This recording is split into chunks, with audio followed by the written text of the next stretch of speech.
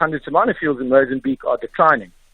So we've failed to do sort of new exploration and find new supply.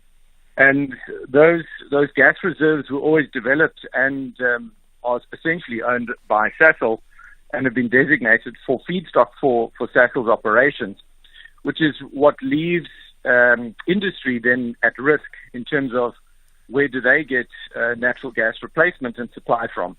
So I think that's a concern. But we do have time and we do have options, but we really do have to be very decisive and sort of stop, talking about master plans and start taking action around getting investments done so that we can make sure that we close the supply risk into our economy. Okay. You spoke about gas for industrial purposes. I mean, I presume this would affect, the gas you get in canisters at the petrol station too? No. So that is generally butane or LPG, which are separate import facilities, and we don't really see a risk of domestic gas. This is more large industrial feedstock gas that is at risk. Okay. We keep being told that there might be gas in other places, that there's, a gas find here or a gas find there, or as the geologists put it, there may be gas here. So obviously none of those sources are ready to come on stream, I presume. Well, I don't think there may be gas. We've seen very clearly that there is gas, but we have to recognize that it's expensive to develop gas fields, and so getting that financial decision closed and made requires very clear and firm policy, regulatory environment, clear bankability, contractual positions. So I think in South Africa, we've got to be very clear the role of gas as we must decarbonize. We've made global commitments to decarbonize our economy. And what is the role of gas in that process? And from that, we then can be clear what is the demand for both power as well as for industrial feedstock? And then we will have a clear direction as to say how much gas do we need. So those decisions have really been drifting for a number of years, have not been taken. We've seen since 2016, we had a ministerial determination issued to develop 3 gigawatts of gas to power. And that RFP has still not been issued by the government and the IPP office, although they're saying that they are nearing that sort of decision to issue that. But, 8 years later, we should have had those facilities already built. You talk about the role of gas. We spoke to Car Power Ships last week. They told us they'll be ready to generate power soon. There are obviously a lot of paperwork still for that to happen. Would this gas shortage affect them as well? I know you get different types of gas, and I think they're using slightly different gas. No, Stephen. So they would be looking at imported LNG onto a floating ship with their sort of gas engines, which is an option. So some of the options that South Africa has is certainly we could develop indigenous gas, but also we could import LNG through terminals, and we could develop terminals through Mozambique that could link onto the Romco line from Mozambique into South Africa. But we could also develop import terminals at Richards Bay and Kucha. There are good plans. The feasibility studies have been done. We know technically how to do them. But what we're lacking is clear direction on investment decisions in order to anchor those. James McCabe, thank you very much indeed. CEO of the Energy Council of South Africa, 18 after 7. Buying a new TV? You'll need a paid-up TV license. Need to check your balance? No sweat at all. You just SMS your ID or TV license account number to 44210 for fast, effective balance inquiries. Secure your legal viewing fast and simple. Standard SMS rates will be charged. Terms and conditions apply. TV licenses. Pay yours. Make a difference. Dear Africa Chipembe, Siyabonga. Rialeboga. Thank you for experiencing the Rugby World Cup France 2023 in your language of choice on SABC radio stations and SABC TV channels. This journey is fulfilling and exhilarating when you are on board. The front row belongs to Africa Tonga. Brought to you by SABC Sport. For the love of the game.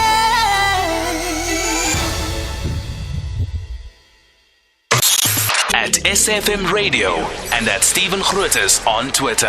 On Saturday, President Cyril Ramaphosa taking questions while campaigning during the voter registration weekend and confirming that he is working on giving the Minister for Electricity in the Presidency, Cyril Ramaphosa, more ministerial powers. You may remember the tussle over which powers he would get.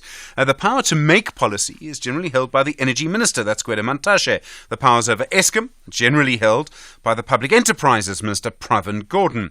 Mohammed Mahdi is the CEO of Sanan Energy, an energy expert. Mohammed, good morning. Thanks for your time. Good morning, Stephen.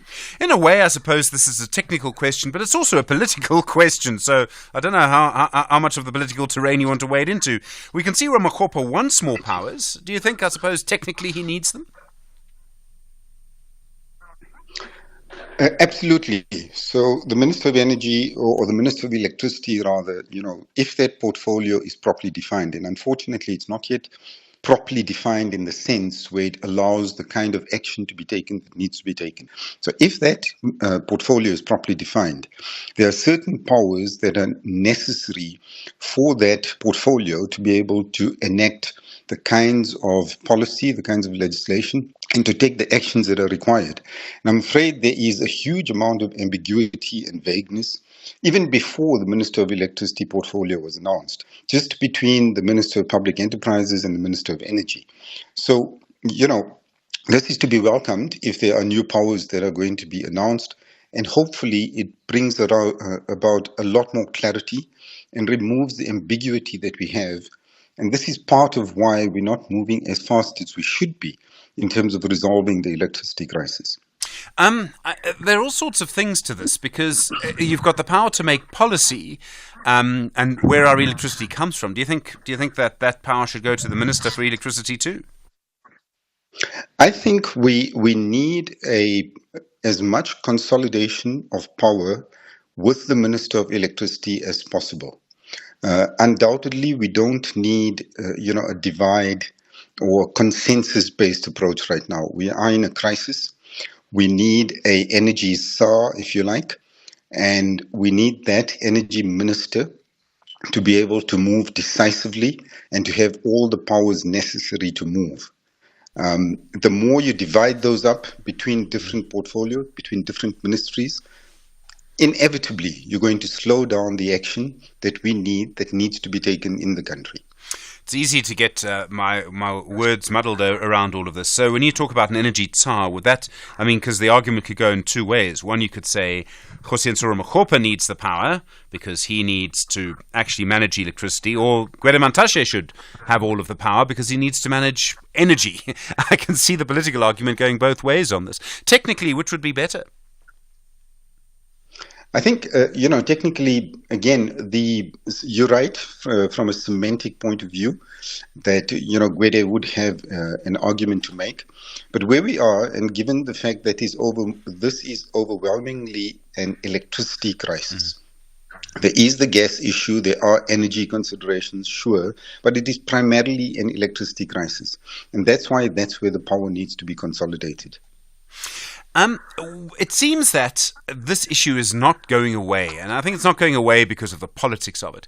But is there a danger of drift, that this actually is having an impact on policy making, which may sound boring, but if you have the wrong policy, you're going to have, the wrong amount of electricity, as we know for so many years. So what I'm trying to get to is this actually going to have a big impact on people? We're just not going to have enough electricity because of what may possibly just be a political fight. Yeah, that is quite right. Policy is fundamental to the actions that one can take in the immediate, but also the impact it has over the long term. So getting the policy right is critical, and a certain degree of planning and, reflection on the policy is important. I think we spend too much time on that as a country. I think we need to move much faster. We actually have an excellent regulatory framework and excellent policy framework in place. The decision-making powers, different from the policy framework, needs to be clarified. And what we need to now do is unlock the potential of the existing regulatory regime that we have. We have one of the most liberal electricity regimes in the world, believe it, or certainly in Africa. the private sector is open to be able to build power stations behind the meter, able to sell power on a willing buyer, willing seller basis between energy generator and off-taker. So we have all of that in place. We now need some of the enabling legislation and some of the oversight from government to be fast-tracked. And that needs to happen by unlocking or being very clear about who has the power to do what. There's so many different elements going on in all of this, but it seems to me the longer that there's drift from government, the less power government's going to have over all of this, partly because of what you've just explained to us. So in other words, government is losing control of the electricity situation. That's not necessarily a bad thing. So, and this happens, it's happened in other parts of the world. The private sector, once they are able and unlocked to be able to do and deploy resources that they should be deploying, then certainly you will find that, they start finding solutions. And the nice thing about that is you start finding solutions that the marketplace can entertain, that are viable, that are feasible for both generator as well as off-taker. So that's not necessarily a bad thing. And the more we have of that, the better. The more it will solve the problem in the country. We should move away from this paradigm of government needing to have control over everything. What government needs to have control over is a degree of the policy, primarily the policy, and ensuring that there is an equitable regime in terms of electricity so that those that are less privileged, those that are in rural areas are not left behind purely by market incentives, and that there are, considerations for those kinds of situations. But other than that, leave it into the hands of the private sector. So within all of this, there's another question around whether we may need to have an electricity minister permanently. It was sort of a temporary intervention. I think Minister Ramakopa may prefer a permanent appointment. I think we need to look at that question in the context of how big the problem is and how long it's going to take to solve the problem. And unfortunately, this problem is not going to go away overnight. It is a fairly deeply entrenched problem, and the solutions to this problem are going to take several years to come to fruition. So I would advocate that at least for the next 5 or 10 years, we need this ministry, if not longer. And given the very fluid nature of the energy and electricity supply industry in particular, I think it's a rather smart move to keep this as a permanent ministry and to remove these kinds of powers that sit in, spread amongst other ministries, Treasury and Department of Public Enterprises and Department of Energy. Mohammed Mahdi, thank you very much indeed, CEO of Sanan Energy and an energy expert, as you can hear. Really appreciate the view on that. You were there, SAfm, 27 minutes now after 7. This is SAfm Sport with Zai Khan. Zai, good morning. From cricket to football. Yes, Banyana style, also known as Mamelodi Sundowns ladies, writing history. They became 2-time continental champions, and this all happened in Côte d'Ivoire. They beat Morocco's SC Casablanca 3-0. This was the second meeting for the two sides in the tournament after meeting in the group stages where Sundowns emerged 1-0 victors. More soccer action. Netherlands head coach Ronald Koeman was left disappointed with the result following his side's 1-0 win over the Republic of Ireland. Netherlands have won 4 of their 6 matches in this Euro 2024 qualifying campaign, with their only defeat coming home and away to group winners France. Here's the Netherlands head coach Ronald Koeman. We did our job. We won twice against Ireland. We won twice against Greece. We lost twice against France. That made the away game against Ireland more difficult, more pressure, even against Greece away. But we did the job, what we had to do, what everybody was expected, but you have to do it. Moving now to cricket, the Proteas white ball coach Rob Walter adamant the team's performance at the Cricket World Cup in India displayed plenty to be proud of as a nation. Despite falling once again in the semi-final to Australia, the South African men's cricket still waiting for that first ever World Cup win. The former Titans boss further admitted he steers relatively clear of reading any articles, especially social media. To be honest, I don't read a hell of a lot. everyone's going to have their opinion on it, and so for me it's just to allow people to have their opinions. We reflect as a management, we reflect as players and staff, and that's all that's really important to us, because it's on the ground we understand what took place, and what are the areas that we did really well, and what are the areas that we need to work on moving forward. And other cricket action, Australian players celebrating winning the Cricket World Cup final against India. It took place in Ahmedabad yesterday. They won for a record 6th time. On to tennis action, and Novak Djokovic destroyed the home favourite Jannik Sinner 6-3, 6-3 to win the ATP Finals title for a record 7th time, reaching yet another milestone in his incredible career. Here's Djokovic. As long as I'm able to win against them on the big stage, I'll still keep going, because, why stop if you're still, winning the biggest titles? But once they start to, kick my butt, then I will consider probably having a little break, or maybe a permanent break from professional tennis. But that's a wrap of your sport on Sunrise. We'll bring you more headlines top of the hour. I'm Zai Khan. Zai, thanks very much indeed. We'll be talking more about water both in Joburg and in eThekwini in the next half hour. Here at SAfm leading the conversation. It's stage 2 now, stage 3 later, 7:30. Good morning. In the headlines, the Electricity Minister, José Ramokgopa, says the electricity transmission financing project will be presented in this week's cabinet meeting. He says under the project, additional funding is being sought beyond Eskom's balance sheet and the fiscus. President Cyril Ramaphosa has sought to defend the Employment and Labour Minister Thulas Nxesi, who's accused of corruption. Reports have emerged that the Hawks and the SIU are probing fresh allegations of corruption involving approximately 3 billion rand against Nxesi. And at least 21 people have died in the Dominican Republic after heavy rain over the weekend, which displaced thousands of residents. I'll have details on these and other stories at 8. SAfm, guiding you through the rush hour traffic. Bit of crash in Benoni, well, between Benoni and Boxburg. It's on the N12 at Atlas Road, so queuing pressure back as far as, around about Snake Road this morning, looking very slow. N3 queuing up at Straightview towards the Heidelberg Road exit, and the earlier crash on the R59 at Michelle Avenue just means a delay coming up from sort of Swartkoppes Road as you move slowly through that scene towards Johannesburg. Midrand, a breakdown or two on the N1 North at New Road, so that's quite sluggish on your way to Pretoria. That's a sort of off-peak direction, if you like, the big volume on the southbound, but northbound queuing up from Allendale Road through to that New Road exit. A lot of pressure around Olifantsfontein at the N1 highway. There's some traffic lights down at Lever Road and at the N1 bridge as well, so a lot of congestion through there. Also, Irene, very busy again, particularly Nell Mapius Drive coming off the R21 in towards Main, and Main Road coming up from Maclayville. The closer you get into Irene, the busier that gets. And your 3 big routes from the north are fully loaded this morning. Eskia, Pathlali, Paul Kruger, Jan Haynes coming off Steve Beaker. All of those routes into Pretoria very slow going. Durban, big queues, M13 from Fields Hill onto the N3 at Paradise Valley. That's the roadworks that are causing that backlog.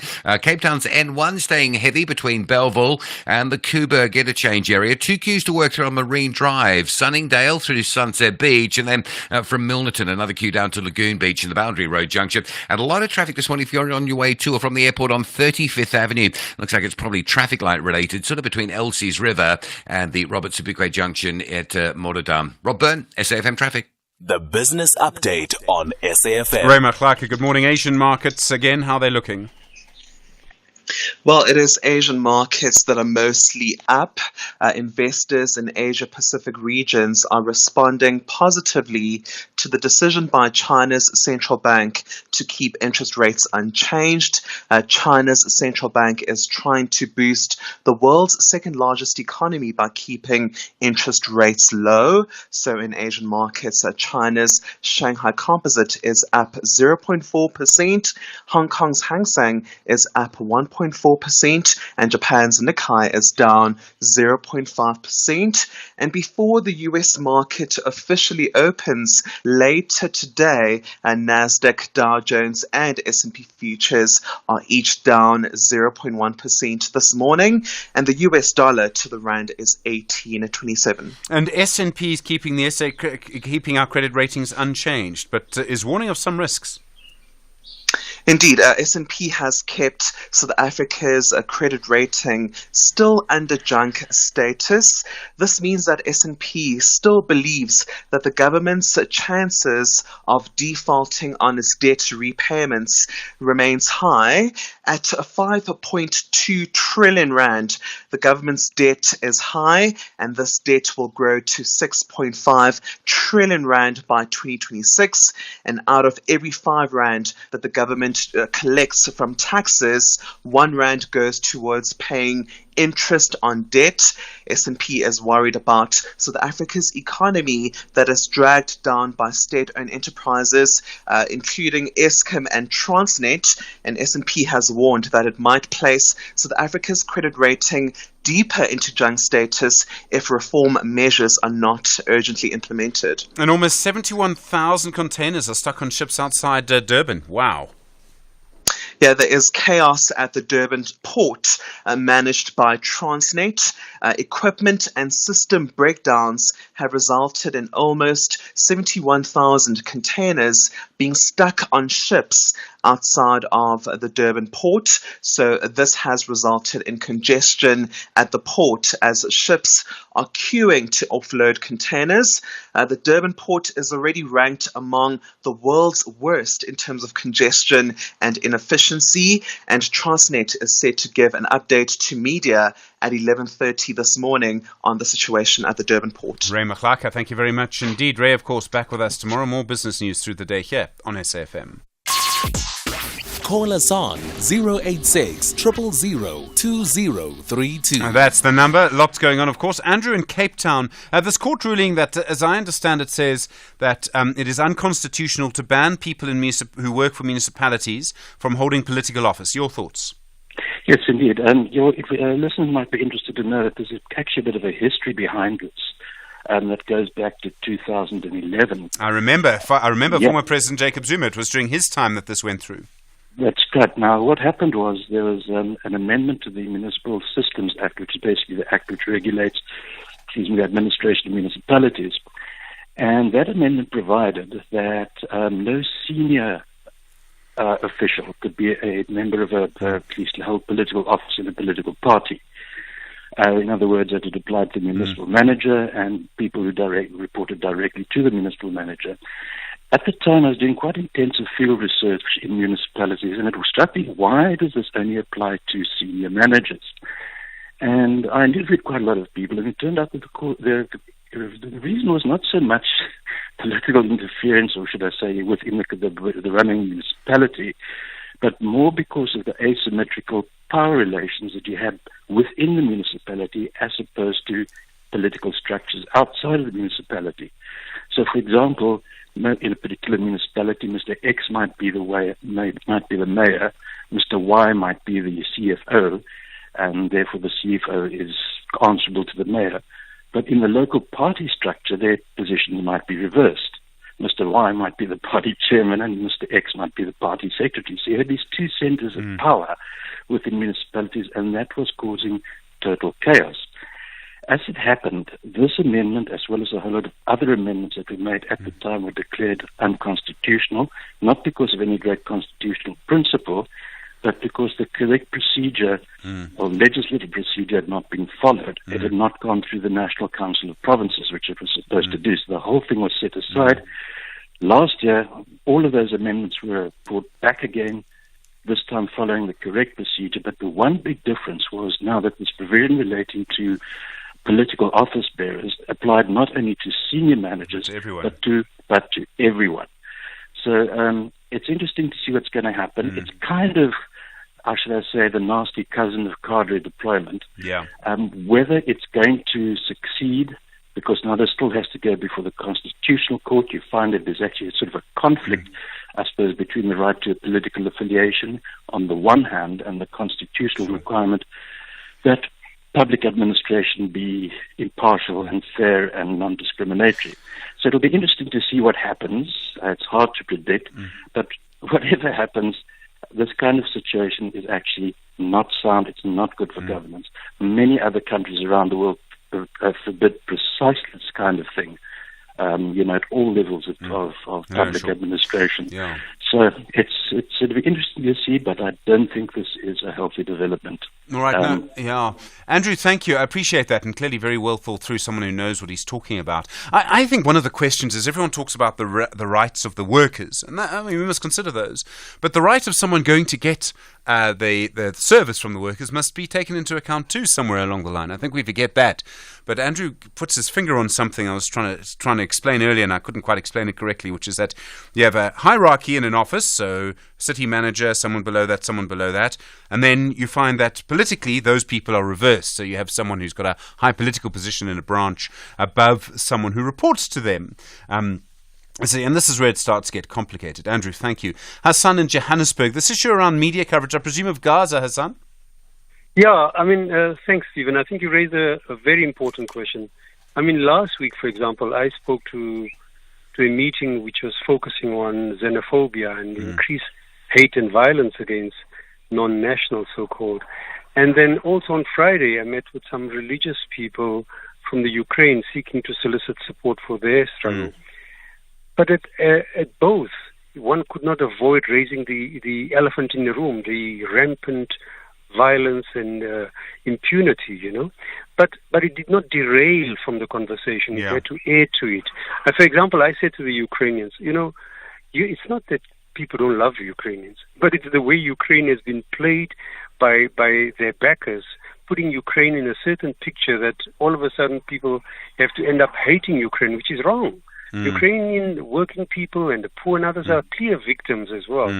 But the point is that if you start calling for support only for Ukrainian kids, then clearly you deny the fact that 5,000 odd kids have been killed blatantly, and often we make the point that Palestine is a great conscience for us, but it's not the only struggle. We have to get involved in local struggles, organize, rebuild communities, worry about Swaziland, the lack of democracy there, what's happening in the DRC, how children are mining cobalt so that all these cell phones can have stuff. Or Sudan, Hassan. I thought, right. We're looking at a mediator on that just to sort of remind us of it, Yeah, so we need to use that as a way. And I think partly what's happened in terms of like Israeli state politics and others, that I think historically Jewish people have always been associated with suffering. But now it looks like whenever there's a problem, they go to the elites, try to ban protests, etc., etc. I think they've lost the ground, they've lost the street, and that's where the problem's at. So I really think you raise an important issue, I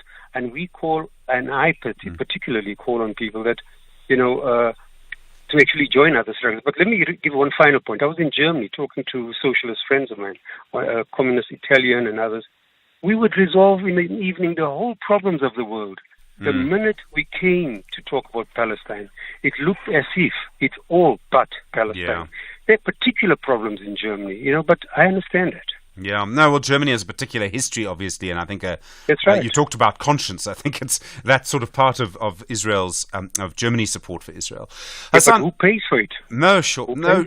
Sure. Yeah. Hassan, you've a very thoughtful call. Thank you. I really appreciate that. I did wonder, what kind of calls we were going to get. Very, very good place to start. That, the situation in the Middle East is sort of our conscience. I like that idea, and other struggles. Moses in Bramley, hi, good morning. Happy Monday, Steve. How are you? I'm well, Moses, yes. Happy Monday to you too. Steve, in your intro, you talk of the bridge that was built in Japan. Yeah. 3 days. Look, I think they only do that in earthquakes because they're used to it, but yeah.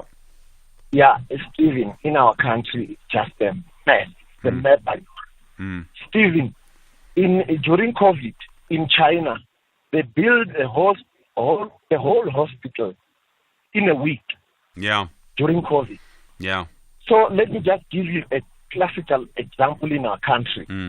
There was a road flooded next to Spruit Valley Road next to Ninesfield Hospital. It was just a mess for 3 years. Yeah. Just a small portion of road. Yeah. It took them 3 years to fix that road, leading the Soweto people inconvenience every day in the morning. So there is another road next to Wena Mall in Ramsey. It was just a little portion of road that was flooded. Even today, Stephen, people in Ramsey are inconvenienced day in and day out. There is a road, Winnie Mandela Road, next to President Steyn, that was extended, yes, passing Deep Sloot. That road, even today, is not completed. Construction, changing from this construction to nothing is happening there, Stephen. Yeah. There is a Gianni Water Project. That 5 billion, as we understand, it was charged, but there's no water even today. We are hearing now that Tulas Mercy is needed to be investigated for 3 billion. You know, Stephen, people here, our leadership, created a chain of teachers instead of fixing the problems of this country. All right. No, Moses, I'm afraid I'm going to have to leave it there. I hear you. Thank you. Just on the Japan thing, I don't know if they actually did do it in 2 days. I was sort of speaking, figuratively, but, metaphorically, I don't know, whatever, one of those things. But they do it very quickly, was the point that I was making. Moses, sorry to cut you there. 7:45. Join us on Afternoon Express Tuesday at 6 p.m. on S3 as we discuss grieving and dealing with loss. We unpack everything from working through the grieving process to understanding the financial implications that you should be prepared for. Plus, we guide you through the importance of drafting a legal will. That's Afternoon Express this Tuesday at 6 p.m. only on S3. Repeat Sundays at 8:30 a.m. Gautrain is for the legends who make moves to save and pay from as little as 35 Rand from Hatfield to Centurion. Is for Ikoko who steady chill on neutral on a downhill just to save fuel. So when it comes to travel, make moves that save and pay from as little as 35 Rand from Hatfield to Centurion Station. Gautrain, for people on the move. The beauty, power, elegance, and speed of horse racing. The passion at the heart of horse racing diligence. Where these magnificent creatures and their skilled jockeys compete for glory. Racing today. Catch it live on Mondays to Fridays on SABC Sport on DTT Channel 4. Also available on SABC Plus and SABCSport.com. #Horses of Great Character. Brought to you by SABC Sport. For the love of the game. First in the morning, SAfm Sunrise with Stephen Grootes. 13 minutes to 8. Good morning in eThekwini. Major disruptions to water expected from late tonight and probably late tomorrow. In fact, a disruption in one place in water can take a few days to go through the system. The Durban Heights Water Treatment Works is being shut down for 18 hours to allow contractors to remove a steel plate. Sibusiso Mdunge is the Umgeni Utukela Water Area Manager for Coastal Operations. Sibusiso, good morning. Good morning to you, Steve, your production team, and your listeners. How long do you expect this disruption to last? It starts at 1 o'clock tonight, but I imagine it'll filter through the system over a couple of days? Sorry, Steve, we must do a slight correction. Yes, it will start, you're correct, 1 a.m. Sorry, I'm sorry, when you say tonight, yes, that's correct, 1 a.m., which is early hours of the morning. Sorry about that. Yes, we're expecting the shut to last up until the evening, about 8 o'clock in the evening tomorrow. Okay, but obviously with water, if you have a problem in one place at the waterworks, it may not affect people tomorrow. It may affect them on Wednesday or Thursday. There'll be disruptions in the system. Yes, especially tomorrow, there will be a disruption in the system. But we, compared to other shuts that we've done, this time we've mitigated some of the risk, which might have a possibility of prolonging the recovery. We're working together with eThekwini. We are going to retain a buffer stock in our reservoir so that the recovery process is shortened compared to other previous cuts. What are you doing in the plant? The steel plate that has to be removed, what does that steel plate do? Oh, thank you, Stephen. It's important to you and the listeners to understand that this work that is being done is part of the repair work, where we're repairing those pipes that were damaged by the rockfalls and the mudslides during the April 2022 floods. Now, the contractor is working towards the end of the project, and we are scheduled to commission the aqueduct on the 15th of December this year. So he has been working on the part of the plant. During the last shut, they had to install a blanking plate at the end of aqueduct 2 for safety reasons, so that they could work inside the pipe. So tomorrow they'll be removing that pipe, which is part of the preparation for commissioning. So there's work that is going to taking place inside the waterworks. Then what they'll do, they'll cut the plate and then they'll polish the end of the pipe and then put a coating to prevent the rust. But second part of the work will be done outside the waterworks on the pipe itself. One channel is located at Molweni, and we've got 2 channels that are located around Claremont. The contractor will be installing a double isolation gate valve, which also will allow them to do the completion while the production is going on at the waterworks. Okay. Have you done this before? And what I'm really asking, Sibusiso, is if you've done it before, you know exactly how long it'll take. Are you sure it'll only be 18 hours, or could there be a problem and it actually takes a bit longer? Stephen, we've done an intensive risk analysis and post-mortem analysis because this plate was installed during the last shut, which was on the 11th of October.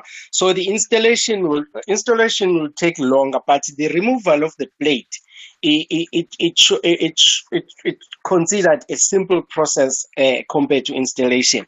But the work itself will take about 6 hours for the contractor. Once we hand the pipe to the contractor, it will take about between 6 to 7 hours. But what prolongs the process, it's because we get water from a Nagel Dam, which is quite far from the waterworks. And it takes about 6 hours for the water. Once you call the water from the dam, it takes about 6 hours for the water to reach the waterworks. So there's a provision for 6 hours to cut out water into the works, and also 6 hours thereafter for recovery and for the plants to resume the production.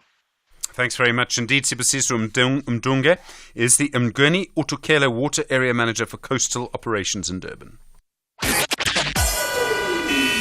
SAfm, guiding you through the rush hour traffic. Yeah, very good morning. If you're driving Joburg coming in from the Ekurhuleni side, there's some heavy pressure on the N12 just between Snake Road and Rondebolt Road. It is starting to ease up and move a little bit better than it was earlier, but it stays slow. Just getting reports of a taxi crash on Modderfontein Road at Emerald Boulevard. That's in front of Greenstone. I expect some delays there for a little bit. And a collision seen on the bike one north at Crown, so that traffic through from Boyson stays busy. Breakdowns on your way to Pretoria this morning, N1 north at New Road. That's very sluggish from Allendale. That's a bit unusual. That's northbound queue. You'd expect it to be southbound this time of morning, but if you're on your way to Pretoria, that is a backlog. Main and Nell Mapius right in the heart of Irene, that remains gridlocking. And there's some pressure on the M1 South. Storham full down to the N4 highway, and then from sort of Linwood Road, you're in that queue all the way down to Rigel Avenue. Esky and Pathelli from the Mopani Highway in via Marubba starts coming into Pretoria CBD. A busy Monday. Not as bad as it can be, but it is fairly busy. Pinetown looking heavy just outside Durban, particularly the M13. There's big queues from Kloof down Fields Hill all the way through Pinetown towards the roadworks at the N3 Paradise Valley joint. And the M7 from Hunts Detman, heavy backlogs in towards St John's Avenue Bridge territory. Cape Town, here's one to avoid this morning. It is 35th Avenue.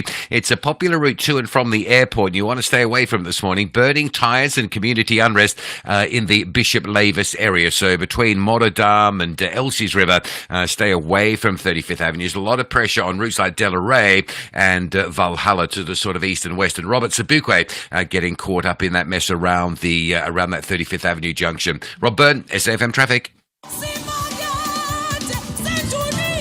It's time for the most anticipated event of the year, the Crown Gospel Music Awards, 26 November at FNB Stadium in a breathtaking dome marquee.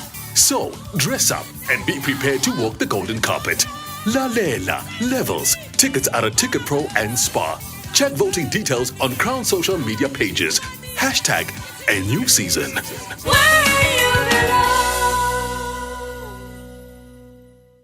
Open the Absa Cash Invest Tracker account and earn the best rates in the market. More than the top 10 money market funds' average returns. Enjoy unmatched advantages at an interest rate of 8.9% per annum. Plus, if you open your account today, you could win your share of 15 million rand in luxury travel experiences for two.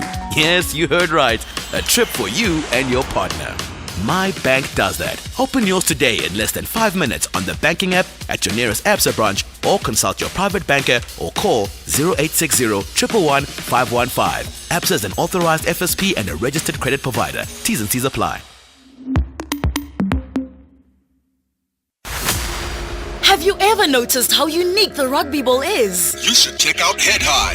The rise of junior rugby stars Mana and Tai. Vince is not just their stepfather, he's their coach. Catch the brothers' dream of the black jersey, Head High, every Sunday at 9 p.m. Live on SABC Sport on DTT Channel 4. Also available on SABC Plus and SABCSport.com. Hashtag Rugby Drama Galore. Brought to you by SABC Sport. For the love of the game.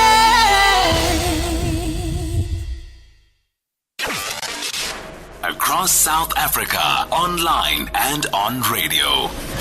SAfm, let's talk. 5 minutes now to 8. We'll continue in conversations around water. You've heard of the disruptions in some parts of eThekwini this week that we're expecting. In Joburg, big meetings with people and civil society organizations, and meeting with many officials, actually, including the National Water Director General, the National Department of Water's Director General, other organizations, to try and sort out some of the problems in Joburg. Dr. Ferial Adam is the manager at Water Can. They're associated with Outer. She joins us now. Dr. Adam, good morning. Good morning, Stephen, and thank you for having me on your show. We know that organisation really is key to resolving some of our water crises. What kind of meetings have you been able to have with officials? And I imagine when residents speak to them, they're very angry. Completely. Of course, because part of the problem was that Rand Water was having a different story, Joburg Water was having a different story, National was having something else. And so people were confused. And the more confused people got, the more angry they got, because all they wanted was water. And so it was, we decided, let's get everyone in the same room for a change. Let's try to unpack what is really going on. Did you get any closer? Because I've found sometimes exactly what you're saying. We've spoken to Rand Water and Joburg Water. I've come away from some of those conversations. Not entirely sure I understand what's going on. I think that the presentations, and those are online as well, so people can access them, were very clear. It gave us an understanding of the scale of the issues, the scale of the problems that they're all facing. What was good for us, Stephen, was that there's commitment that we don't have to wait another 5 years before we see any officials. There's commitment to have a team, a committee with civil society organizations, as well as senior level government officials. So we don't want someone that cannot take decisions or cannot provide information. And that will be set up as an ongoing committee. Okay, so there should be more accountability in theory. Exactly. We've also been able to say that, a lot of people in the city of Joburg, because of the cuts to their water, when they do get water, either the pipes are bursting or in their taps, the water looks a bit dodgy. So people are not trusting the water in Joburg. And we're saying we want the quality, the test, the water quality test that Joburg Water does. And they've agreed to give it to us without a prior request. So we don't have to wait 3 months. We can get them possible. Okay, I mean, people will be, able to do that out of their own taps as well to an extent.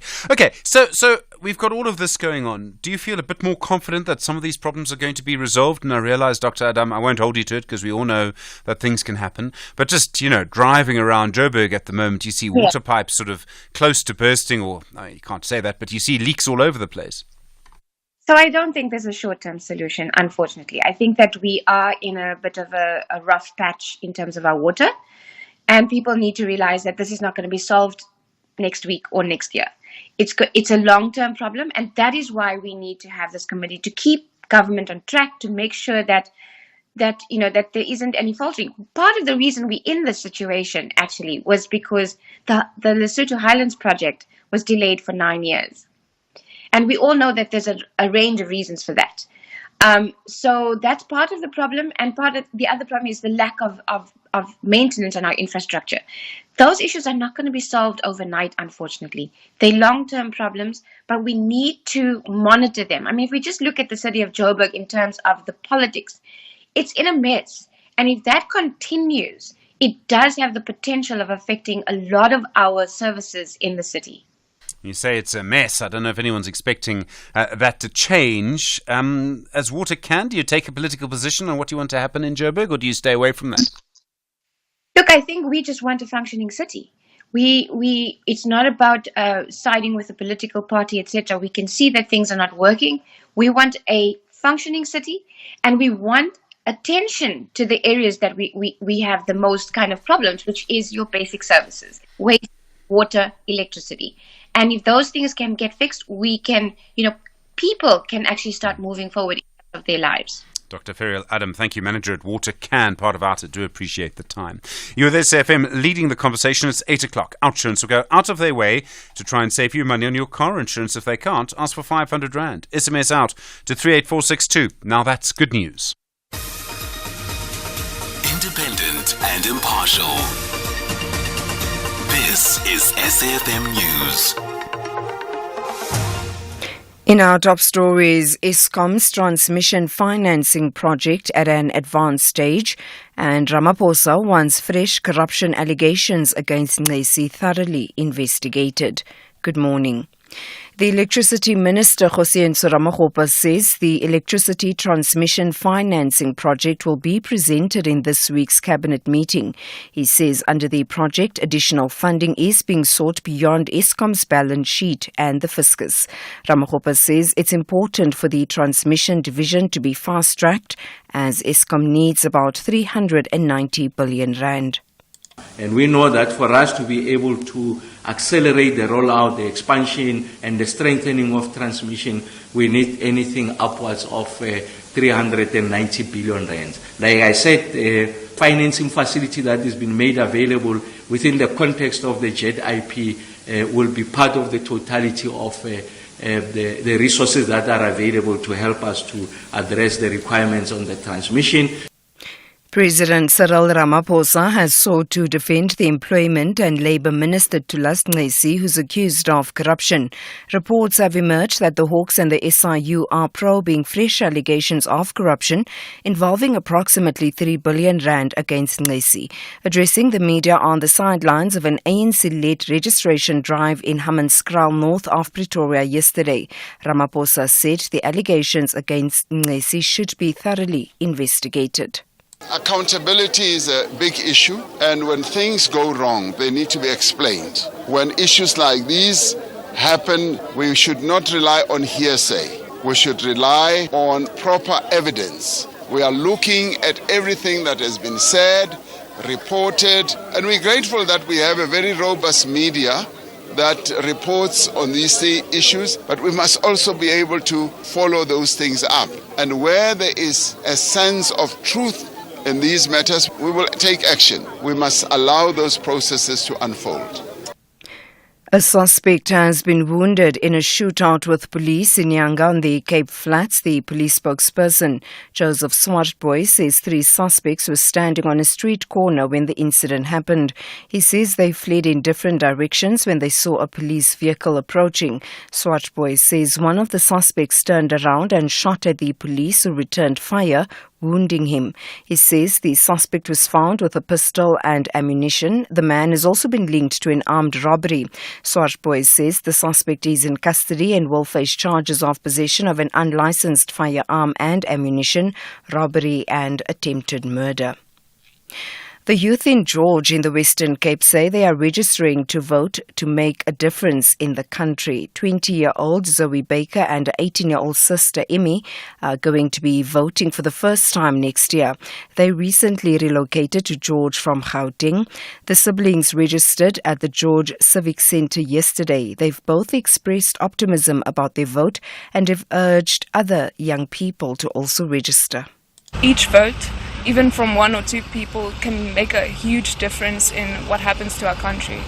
And that's why this year I decided to register. I think the thing for me that's the harshest in our country is the poverty and the people struggling, and there's almost no help for them. It's very important to me because voting for the right party could change a lot in the country for us.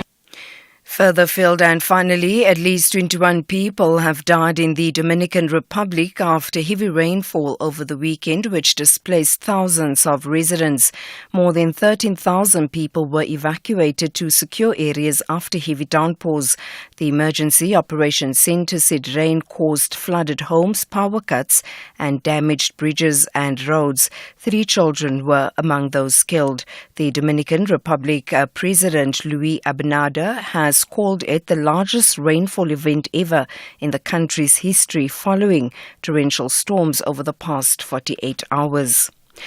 Recapping the top story, the Electricity Minister, Jose Nsuramokgopa, says the electricity transmission financing project will be presented in this week's cabinet meeting. He says under the project, additional funding is being sought beyond Eskom's balance sheet and the fiscus. For SAfm News, I am Anne Musa. And thank you. Those were the top stories for this hour. Don't miss out on a possible car insurance saving. SMS out to 38462. For a quote, Outsurance, where you always get something out. Even though Outsurance is not running an official Black Friday promotion, they've never been more committed to see if they could get you a monthly saving on your car insurance premium. If they can't beat what you're currently paying, ask them for 500 Rand cash or a massive 1,500 Rand if you've been claim-free and with the same insurer for 3 years. SMS out to 38462. That's a monthly saving on your premium or the cash promise. That's out to 38462. You've got nothing to lose. SMS now. Outsurance is a licensed insurer and FSP. T's and C's apply. A very good morning to you in your SAfm sports headlines. It's rugby news with Jake White saying he's still proud of the Bulls. And in soccer action, Mamelodi Sundowns ladies are the queens of Africa again. We'll find out more at around 8:30. SAfm, guiding you through the rush hour traffic. Mike 1's heavy this morning. Boyson's right the way through to about Jan Smuts Avenue in the Parktown area. Make sure you've got plenty of time to get through that. The Mike 1 coming south from Buccleuch down towards Marlborough Drive on your way into Sandton stays heavy as well. A lot of traffic into Pretoria this morning. Eski and Pathali, Paul Kruger, Stibiko onto Jan Haynes. They are all fully loaded as you come from the north heading in towards CBD territory. Durban M13. Just make sure you don't get caught here. Really big queues from Kloof from the golf course down Fields Hill right through Pinetown down towards Stapleton Road and on towards Paradise Valley. If you're around Hillcrest, you might want to think about the alternative options. Get onto the N3 and have a pretty clear run through and just avoid M13 going down Fields Hill. It really is heavy. That's only half the work done. And then Cape Town, major delay alert if you're driving to or from the airport. 35th Avenue, a key route in and out of Cape Town International. It is closed this morning with community unrest and protesting in the Bishop Lavis area. So there's a lot of pressure on that 35th Avenue into the closure. Robert Sebukwe backlogging, Valhalla Drive to the western side of that, taking diversion pressures, and Della Ray that runs on the eastern side of 35th Avenue up through Paro Industrial towards Francie Van Sale. It's all heavily backed up as motorists come away from the closure and divert to the alternatives. Rob Byrne, SAfm Traffic. SAfm Sunrise. A vivid start to your day. 8:07. Good morning. You're with SAfm Sunrise. I'm Stephen Curtis. Don't forget, we'll talk about the manipulation, depending on who you speak to, the alleged manipulation of the Rand, but there's certainly manipulation. I think we can accept that. From 8:30, quite a technical subject, but quite an important one, and we'll try and assess that. We'll talk about toilets in a minute. How important, I mean, you've already been there today, I hope. So, it tells you how important toilets are. one of the last things you did probably before you went to bed last night. I mean, so, yeah, we'll talk about toilets. It's World Toilet Day. I know. Happy. Enjoy the flush. Also, more to come, of course. We'll be talking a little bit about jobs and X, also known as jobs and Twitter, in a moment. Good morning, 8 after 8. Get ready for an adventure of a lifetime with SABC TV Licenses Ultimate Competition. Feel the pulse-pounding excitement of a Bundesliga match live on an all-expenses-paid journey you'll never forget. Or embrace the rhythm of your dreams at the Coachella Music Festival. The choice is yours. A football fan's paradise or a music lover's haven. Simply pay your TV license, then head to www.winnerholidayWithSABCTVLicenses.co.za for a chance to win big. And don't forget, there are incredible weekly prizes up for grabs too. TV licenses. Pay yours. Make a difference. Rand Water is concerned about the significant increase of water consumption in its areas of supply. The increase in water consumption is putting severe strain on Rand Water's distribution network. To save water, please do not wash your cars with hose pipes. Use buckets. Water your garden with sprinklers between sunset and sunrise. Do not wash your pavements with hose pipes. Use brooms. Repair your leaking taps. Cover your swimming pools to avoid quick evaporation. Shower instead of bathing in a tub. This message is sponsored by Rand Water in partnership with City of Joburg, City of Ekurhuleni, and City of Tshwane. Score big with Diadora South Africa, and your soccer team could soon face your opponents in Diadora gear. Show off your love for the game and gear up for victory. Join the competition now for a chance to win a full soccer team kit, a goalkeeper kit, and accessories. All you have to do is follow at Diadora.South-Africa on Instagram. Tag your team and teammates in the comment section of our posts. The competition closes on the 30th of November at 2 p.m. T's and C's apply. #We love it here. This great initiative is supported by SABC Sport. For the love of the game.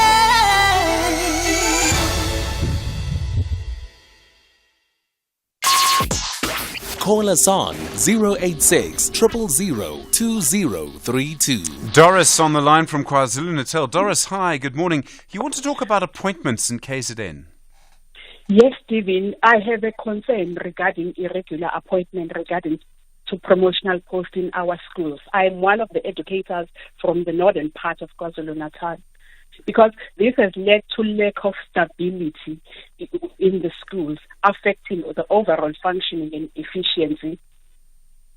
So what happens? Why? I mean, how are people appointed irregularly? Are people getting promotions when maybe they shouldn't, and other people not getting them? Exactly, because of the union affiliation. I won't mention the names of the union, but there was a report that was released from Professor Volman's research report.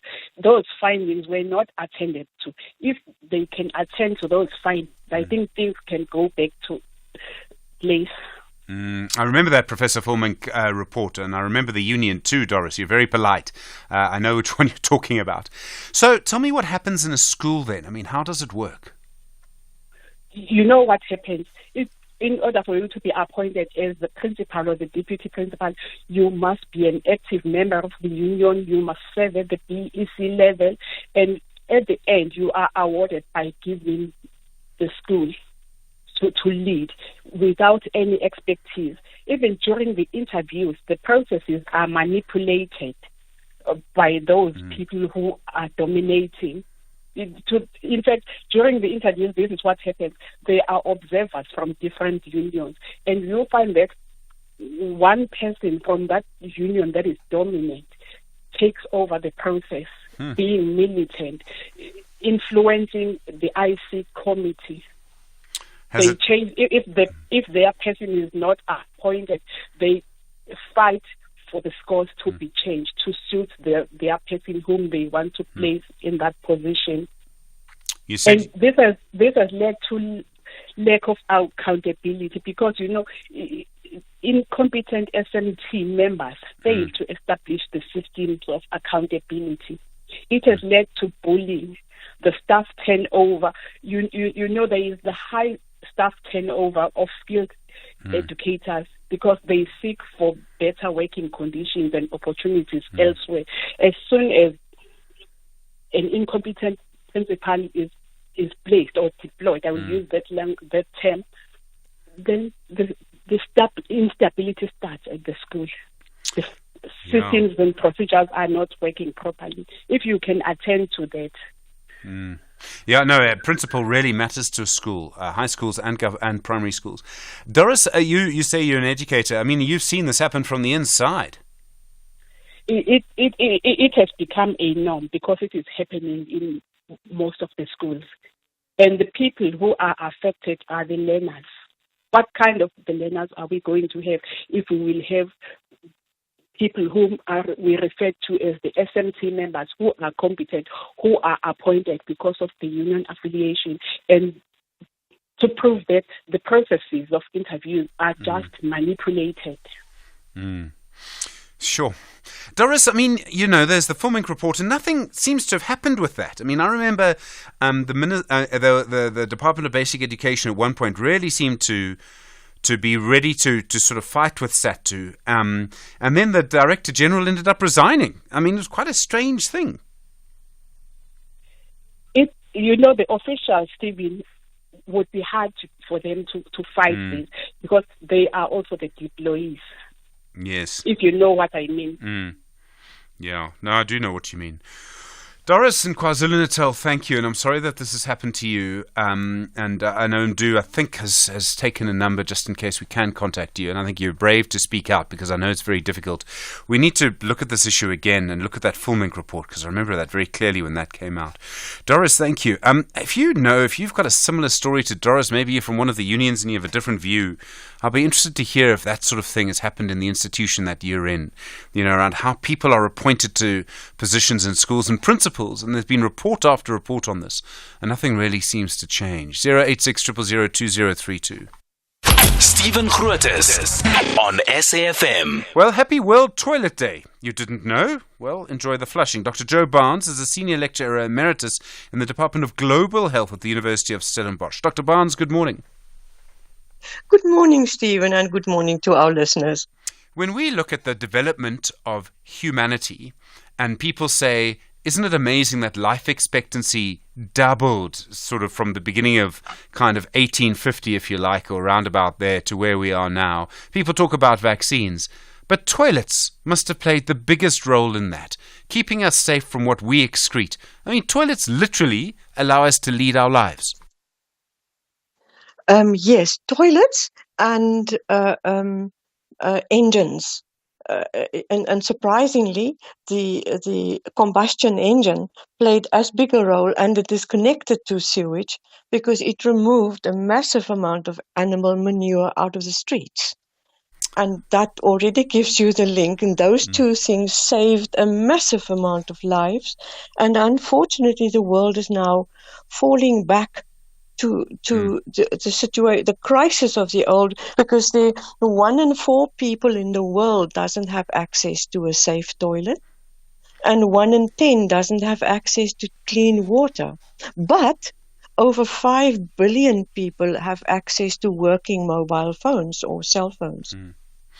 So every time we see sewage in our streets, that's taking us back, and with all of the danger that it takes us back to.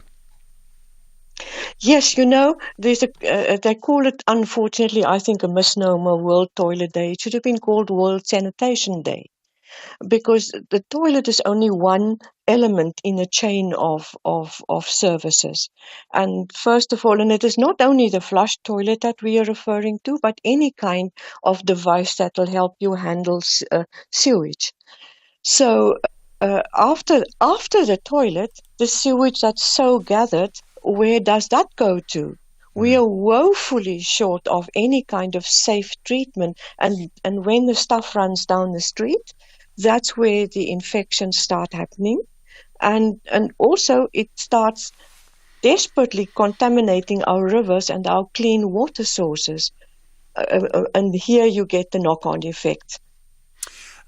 There are other issues around this. So, for example, every time you use a toilet, every time you flush it, you're using quite a lot of water. Could we manage them a little better? I mean, I know you get toilets with a dual flush, number one and number two.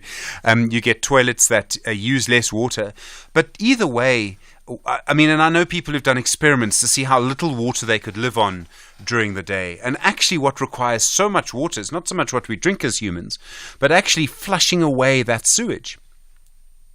That's right. Toilets and washing, laundering clothes, etc. Those are the two biggest users of water. There is no such a thing as an single ideal toilet design. There are all sorts of issues locally in some places, and even improved pit latrine can be a lot safer than open defecation. So depending on the crisis of the moment, there are temporary toilet designs, etc. All of them fall down on the fact that they are not properly serviced and that the resultant sewage is not treated at all or not properly treated. So the census told us that there has been improved numbers of toilets since 2015 odd, somewhere around there. But that doesn't help us at all, because those are very overinflated figures, because they didn't count how many of those toilets are still operational. And Dr. Barnes, I mean, it would be wrong of me to talk about World Toilet Day or World Sanitation Day, as you suggested should be called, without talking about the number of schools in our country that still use pit latrines. And I know, I mean, everyone wants their child to use a proper toilet, correctly. I do too. But there are better pit latrines, there are safer ones, and yet, as you say, they will still fall down on this issue of being serviced. And we still somehow have not made sure that all of our children can go, in a place of learning, can go to the toilet safely. South Africa is woefully behind, shockingly behind in doing anything. I want to tell you that 20 years ago, I told a local councillor, pleaded with him, please can he help me get more money to put more toilets in an informal area. He looked me straight in the eyes and said, there are no votes for me in sewage. No votes in sewage? Yeah. Unfortunately, we are still under the table, hidden. There's that attitude right across the board from all sorts of governmental institutions. They have no accountability, and they have no qualifications in the municipal SINA, or very few qualifications. And I wrote in 2019, I said if the officials entrusted with running these systems is not watched over and improved, the country will face a huge disaster, and the government have been warned, and we are waiting. That's 2019. We are still waiting. Sure. Very scary. Dr. Joe Barnes, thank you. Really appreciate it. Senior Lecturer Emeritus in the Department of Global Health at the University of Stellenbosch. 21 minutes after 8. SAfm. Prime time all day long. So Elon Musk, you know him, of course. He has now launched a process on X, formerly known as Twitter, that essentially allows people to search for jobs on the network. So if you were looking for a job, that would be the place that you would start. Jan Vermeulen's the editor at mybroadband.co.za. Jan, good morning. Good morning. It's a pleasure to be here.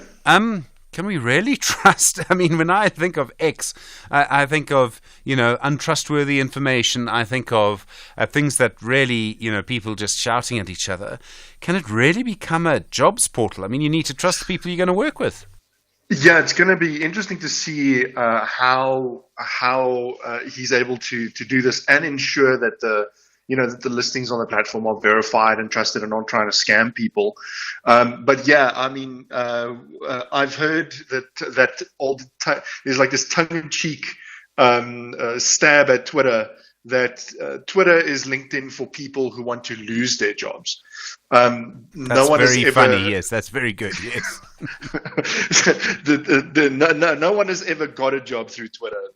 But you can certainly say something on Twitter and get fired effective immediately. And But yeah, there's already we went searching on the platform and were able to find some listings here in South Africa, and so it looks like it is working, but how successful it'll be and whether it can actually rival LinkedIn, because LinkedIn is deeply entrenched. But yes, Elon Musk says that LinkedIn is cringe and he's going to make a jobs portal that's cool. So, I mean, the definition of cringe and cool can be different things. Elon Musk might like a little bit of, right-wing politics. That's probably why he owns X. But a lot of people on LinkedIn might like it because none of that is there. It's purely a professional network for professionals about what they are doing. It's about their work. A lot of people quite like their work. Yeah, and it might not even be a wing of politics, left or right wing, but Elon Musk certainly likes conflict. I think so. He likes things being a little spicy and funny and full of memes, and yeah, that's not for everybody. Some folks just, I can think of every single lawyer I've ever had to deal with in my life. They like things professional and straight down the middle and clean, please. No memes, if you please, in court. That would be great. And so, yeah, it's going to be interesting to see if X, formerly known as Twitter, is able to either shed itself of that image, or if it's just kind of going to embrace it and go, yeah, if you want to work at a company that offers that kind of workplace environment, then this is where you look. I know influence is hard to measure, Jan, but I sort of found since I think for a while I've just sort of spent less time on Twitter, and I miss parts of it. I don't miss other parts of it. And I don't know if I'm alone. Other people tell me the same, but that may just be my own Twitter echo chamber. Has something shifted? I know a number of users doesn't necessarily measure influence. These can be hard to measure. But is it losing some of its sort of, it used to be able at times to really sort of dominate or shape a conversation? Yeah, journalists love Twitter, and I think still love Twitter to some extent. But a lot of us are kind of, I guess, falling out of love with the platform, moving away. I see that there's a lot more people posting on Threads, but it's not got quite the same journalistic pull as Twitter did. But yeah, I mean, there was lots of times where something would break on Twitter and then would make it into the mainstream news cycle. And that's what made it influential. Speaking purely, from someone with a bit of behind-the-scenes knowledge, Twitter drives almost no traffic. Not to South African publications anyway. There's just, in that sense, Facebook has a lot more influence than Twitter, but Twitter had the ability to influence the actual conversation, and so there's it does seem like there's less activity on there, that there's a lot more people posting. There's sort of more personal life stuff is going on Threads, but Twitter, in a broader South African sense, is still extremely important. There are still, financial analysts. There's energy experts on there, and crucially, our government.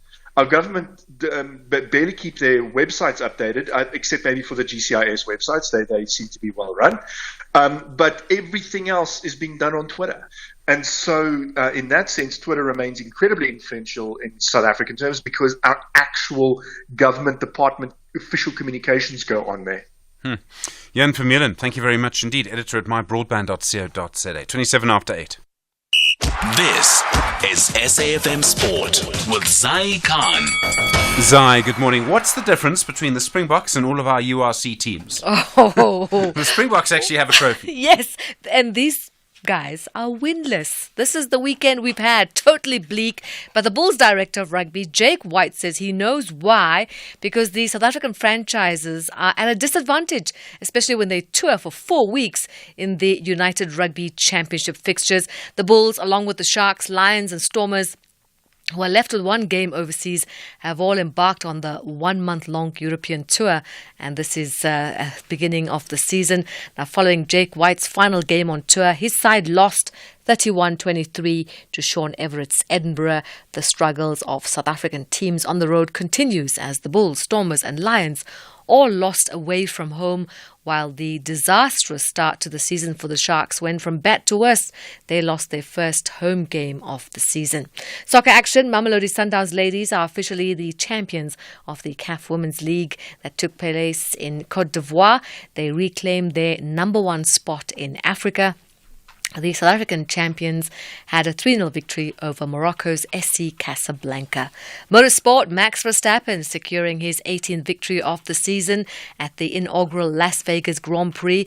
The incident-packed race saw him jostle for position with Ferrari's Charles Leclerc and Red Bull's Sergio Perez, who ultimately finished second and third respectively. This was Perez's assessment of the race. Yeah, I really thought that the win was achievable. I passed Charles relatively easy, and I just couldn't pull away from him. I think my top speed was quite a bit down. Charles stayed on my DRS for the entire race, and he got by. And then Max came through, and that just made it quite a little bit harder for us to get the victory. On to some other news, and it's golf with India's Gaganjeet Bhullar eagling the final hole to complete a wire-to-wire 5-shot victory at the Indonesian Masters in Jakarta yesterday. Bhullar shot a final round 67 on the par 71 Royal Jakarta Golf Club circuit to finish at 24 under par and win his 11th career Asian Tour title. The goal was just to stay inside the zone and try to focus and try to convert all the good shot into great shots, and somehow deliver your best in the last 18 holes. And finally, in other golf news, Nicola Højgaard produced a superb final round of the DP World Tour Championships in Dubai, and that included 6 birdies on the back nine to win the title by 2 shots. His 8 under par round of 64 saw off challenges from Ryder Cup teammates Tommy Fleetwood and Victor Hovland in a final day to see him to victory at 21 under par. They finished joint second at 19 under par for the tournament alongside Matt Wallace, who had led at the start of the day following an incredible third round. Rory McIlroy, who has already secured the race to Dubai for the 5th time, finished at number 22nd position. That's a wrap of your sport on Sunrise. We'll bring you more on SAfm around 12:30. I'm Zai Khan. Zai, thank you very much indeed. All right, we'll be talking about the rand, the manipulation of the rand, the foreign currency manipulation case. What happened? Why is it so important? What does it mean for you? That's next. You with SAfm leading the conversation, 8:30. Good morning. In the headlines, non-profit organisation Public Interest South Africa says more punitive measures need to be imposed on senior executives of banks that colluded to manipulate the value of the rand against the US dollar. The Electricity Minister, Hossein Ramokgopa, says the electricity transmission financing project will be presented in this week's cabinet meeting. And at least 80,000 households across Kenya have been affected by heavy rainfall, flooding and landslides over the last week. I'll have details on these and other stories at 9. SAfm, guiding you through the rush hour traffic. Still very busy in a Pretoria CBD. Eskim Pathlani's eased up, but Paul Kruger straight through the Middle Capital Park and Steve Biko, Jon Haynes through Gazina. Both routes stay under pressure there. Malabongwe's heavy this morning, out between Kaya Sound and North Riding, both ways around sort of those junctions of River and the Boundary. And the N3 queuing Limbro Park up into the N1 for a turn up onto the northbound track through Midrand. Beclue interchange is the pressure point there. Durban, here's one to avoid. The M4, the Ruth First Highway, a trucker's jackknife near Lalusha. Thanks to Stuart for calling this one in. Much appreciated, Stuart. It's causing a big backlog southbound from Umhlanga, causing a heavy backlog north from Virginia Airport, and it's causing chaos on the M41 coming from Umhlanga trying to get into the Ruth First. Aim for Umhlanga Rocks Drive is the alternative route between Durban and Umhlanga this morning. Stay off the Ruth First. The M13, which has been heavy, stays busy from Kloof right through Pinetown. That includes the run down Fields Hill towards Paradise Valley for an on-ramp to the N3. And here's the other big one. Cape Town this morning, 35th Avenue at Bishop Lavis closed due to community unrest and and protesting. Heavy pressure. It's a key airport route, this 35th Avenue, between sort of Paro Elsies and the airport. So that is out of bounds. Got some heavy pressure backlogging into the protesting. Valhalla Drive to the west is heavy. Delaray to the east of the closure is heavy. And on top of that, you've got some load shedding moving into the Elsies River for the next couple of hours. So Francie Fun Sale also really bad. Robert Sebukwe down the bottom there between sort of Borchers Quarry and Stellenbosch Arterial also under pressure. Make sure you've got plenty of time to get through that area. The other standout today is the N1 into Cape Town. It stays heavy, unusually so, from Brackenfell, Belleville, all the way through Elevated Freeway in the CBD. Rob Byrne, SAfm Traffic. Mediated conversation on SAfm. 27 minutes to 9 the time. Good morning. Time for your mediated conversation this morning. Last week, the international British-based bank Standard Chartered came to a deal with the Competition Commission that it will pay a fine of 42 million rand for the role its traders played in the manipulation of the value of the rand. This goes back a long way. It's the second bank to pay a fine for this. US-based Citibank made a payment of around 70 million rand in 2017, nearly 6 years ago. But the actual offences, or alleged offences, depending on your view, happened long before then. So while Standard Chartered has agreed to make this payment, over 20 other international banks have instead gone to the Competition Appeal Court. They say the Competition Commission must show it has proof against them and that their traders were involved in manipulating the value of the currency. In other words, it's saying there is no proof. They're disputing that they were involved in this, even though it would seem that they would have been working with the two banks who have agreed to pay fines for their roles in this. And I should point out that, as I understand it, it is impossible for a group of traders to really change the value of the rand over the longer term.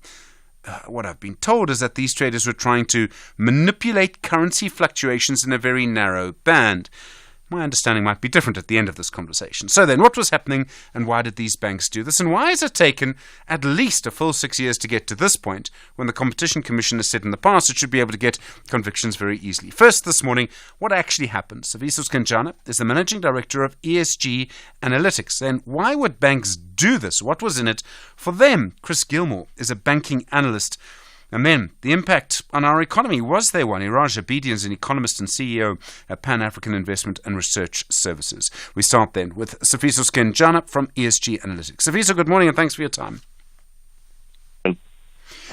This goes back a long time. It goes back to chat rooms where traders were having conversations. What is the claim against them? What were they allegedly doing? Yeah, I mean, Stephen, in essence, I think, as you said, is that there was use of these chat rooms, and through those chat rooms, there was sharing of information. In essence, during the course of the trading day between, I guess, the alleged banks. And simply, I think the kind of three big things that seem to have been happening there. The one is called front running, and in essence, it's really around, trading. It's almost like insider trading, but it's trading really based on, pending orders. And so in essence, you're front loading your orders for your own benefit based on information, in essence, that is privileged information. In essence, in this instance, of course, information that is expected to create some market movement. And then the other one is really around working around what happens at close of market, particularly in the derivative markets, and often an issue called banging the close, Stephen. And it's really, again, ensuring that, you artificially inflate your closing price on your derivatives so that when market opens the next day, and then you're able to get, in essence, benefits on that as well. And that's also one of the things that was, being observed there. And then the last thing is really, I think, this issue around, painting the tape, which is in essence, when these currency traders, create these trades among themselves to create an artificial sense of activity and increased levels of activity that then, of course, signals to investors that there's interest and often then tends to push up the price. And so these are some of the things I think, that, of course, were being observed in terms of the behavior of these banks over that period, Stephen. Okay. A part of what you said, and this is complicated to understand, but part of it is about what I suppose people would call information asymmetry. Some people knew more than others. People who know more are going to then able to be at an advantage in this market. The question is whether they should have known more or not. No, there's no way they would have known more, Stephen, as I said, because, so when you're looking at again, some of these things, the kind of the checkpoints around the manipulation, you're looking at one, intent, ability to influence price, and then the existence of an actual artificial price, and that's also then being tested as causation of the artificial price.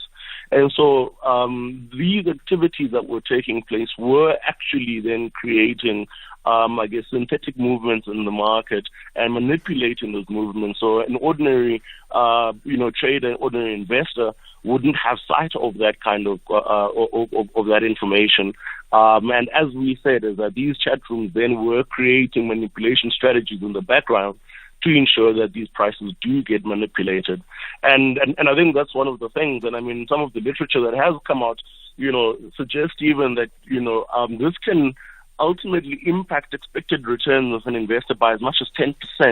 And so it's not inconsequential when you think of the kind of impact that this can have, even in terms of the market pricing, and therefore also then speculators tend to sit it out when there aren't enough controls in our market to be able to ensure that we aren't able to we've got a market that actually functions optimally.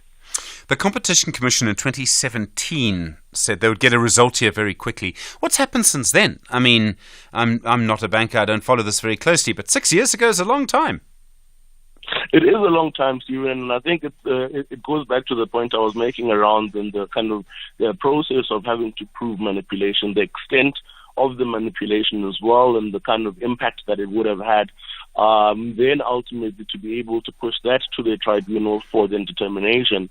And I think also, what's quite important to note here, Stephen, I think is the impact this, will have in how the FATF continues to look at South Africa from a grey listing point of view, because these are financial crimes, right? And so these are some of the things, again, that I think really don't help our cause when we are talking about, of course, being able to go back into global markets and get off the grey list as well, because we don't have the right, behaviors in our economy to be able to ensure that we are able to participate, particularly in those global bond markets.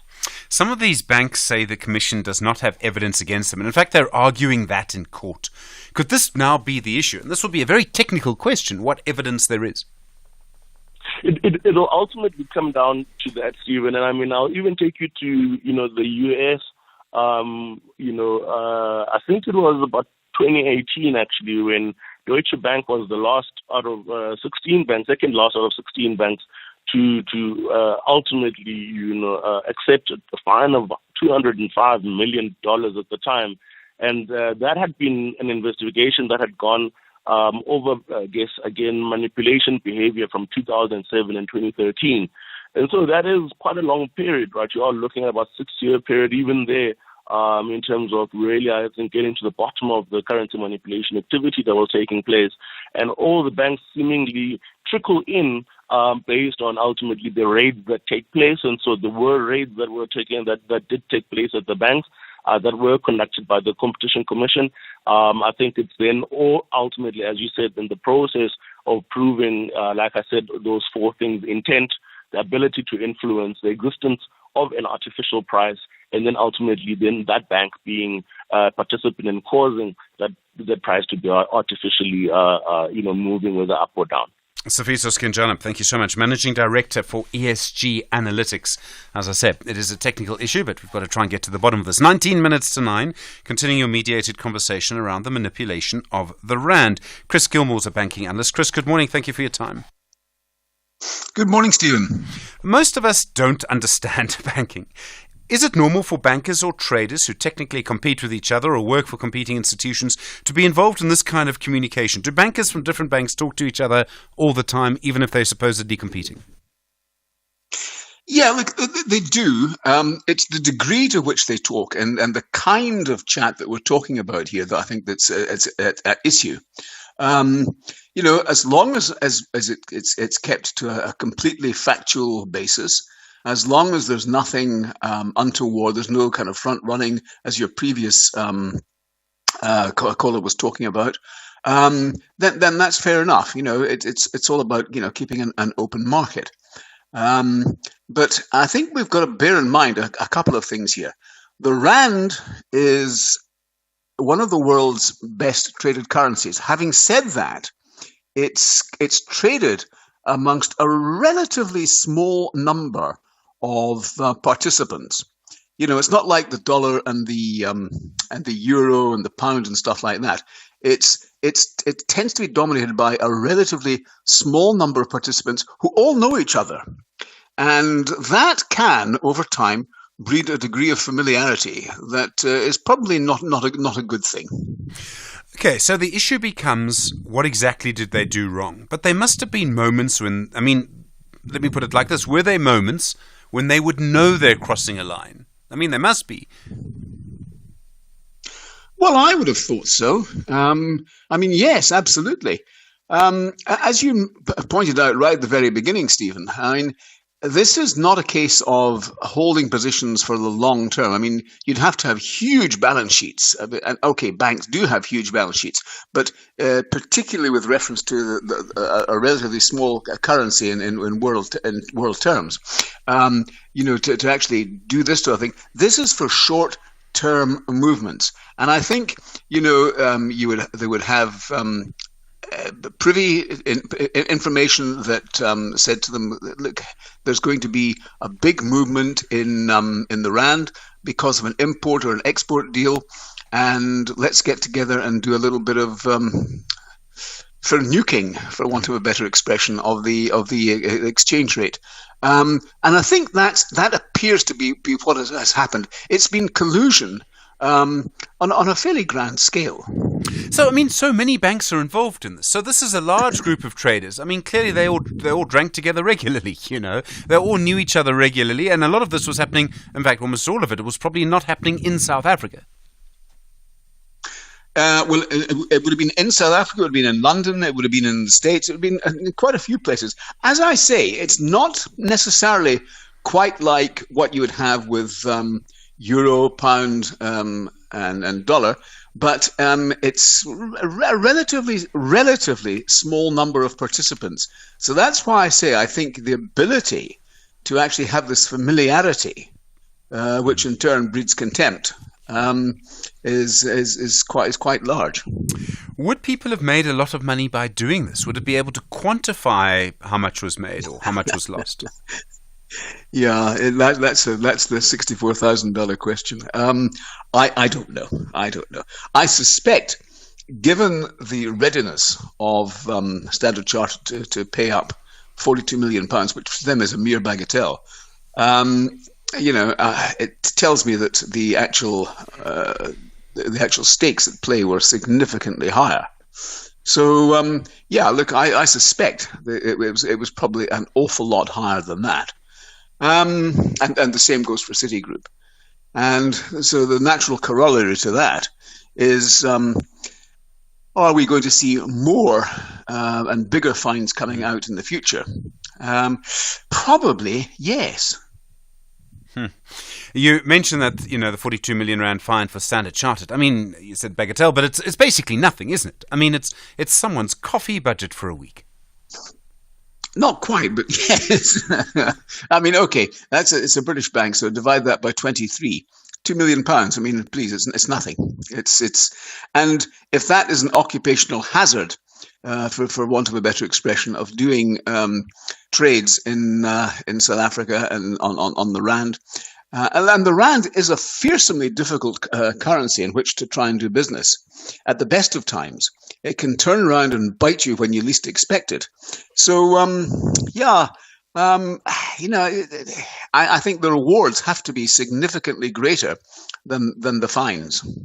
Okay, so then all of that means that the incentive for this to repeat, you're talking about people who know each other, you're talking about people who even now dispute that there's evidence against them, generally speaking, and the one company that has recently pled guilty only copped a fine of £2 million. So what we're talking about then is the best possible incentive, people call this moral hazard, to do it again. In other words, it is incredibly likely that people are going to do this again, and they're not going to be particularly worried about what happened last week or what will happen in the future. You're absolutely right. I think you have to have punitive punishments, proper punishments for this type of thing. And what you've had now is not punitive really at all, relative to the kind of money which I suspect was probably being made by them in the first place. As I say, I don't know. I mean, let's also bear in mind this was not a one-way trade. This would have been buying and selling. And so it would have happened on both sides of the equation.